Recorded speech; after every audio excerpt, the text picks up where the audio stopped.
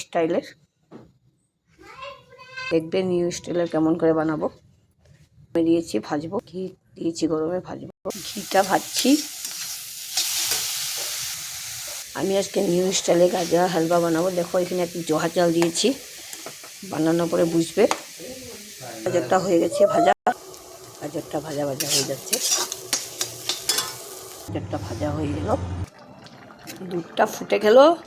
এখন আমি চিনি দিয়ে দিলাম একটু, চিনিটা হোক, হয়ে যাবে। তারপরে দিয়েছি আমি, আপনাদেরকে দেখাতে পারলাম না, ভুলে গেছি, সরি।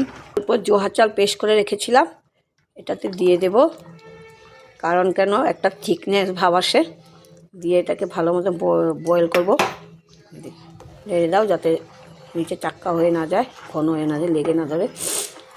বাসনটাতে আপনারা একটু ইসে করে নেবেন, ঘি লাগিয়ে নেবেন দুধটা জাল দেওয়ার সময়, তাহলে পায়েসটা নিচে লাগে না। গাজরটা দিয়ে দিলাম এখন, দিয়ে ভালো মতো নাড়াচাড়া করে একটু বয়েল হয়ে তারপরে এটাকে রেখে দেব। আমার কিশমিশ নেই তাই আমি কিশমিশ দিতে পারিনি, আমি কাজু দিয়েছি, আপনারা দিতে পারেন কিশমিশ।